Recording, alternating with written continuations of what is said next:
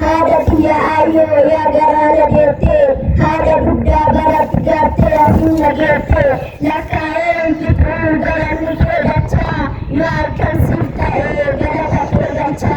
You are conceived galata kedacha. Sifar jaga jechuda simadan laksan. Atman laksawadi marrabuna ibba. Sifar jechuda farun sintu fade. Si inna matae bonna man fade. Ittara barte abarte ya chisa. Ana ko bole waki ya jira chisa. Ana jaja kurte ana jaja kate wani hintana tate. Ana jaja tate makana tinkamne sitiro gaera. Nini ke bakake dohe gaera. Ya tadaba kumfan ilmo dihingamne. Ya tadabdus banle ilmo dihindamne. Dabdus dabduniti hati kabatuda. Naftus naftuniti hati jabatuda. Umar marra gela ke purnera. Umar marra foli ke surnera. Haki ke dugan fula dada imsa. Fuli ke gogan fula dada jimsa. Kamu ke kakala gadi sa warrati. Mani ke jalala gadi sa warrati.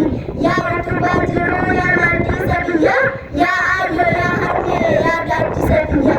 Jiru ke minte kiya jira jute. Gara ke minte kiya nya jutenda.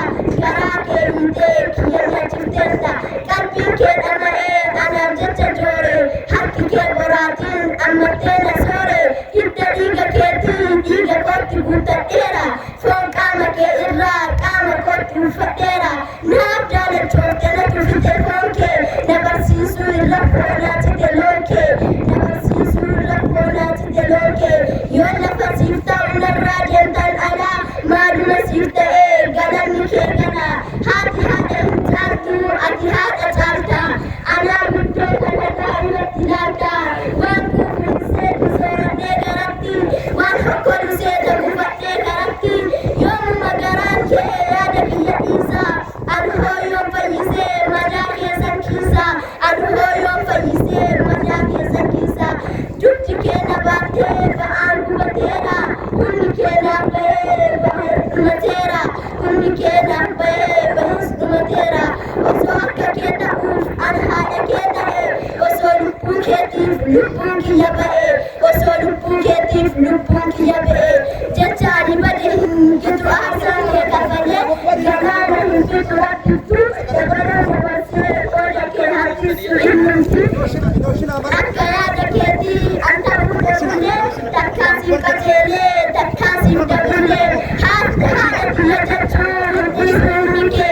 Hama ke dande hindi sunike. Hama ke dande hindi sunike. Yada sisyada hada dimasuki. Aga ke aga ke arada ke bunatuki. تكبيرات Ya hada hudamla tu jalala hingule. Har marbe made jalala ke gule. Rabbi nu gidura nagaya hingusin. Sirrana ha egu sittina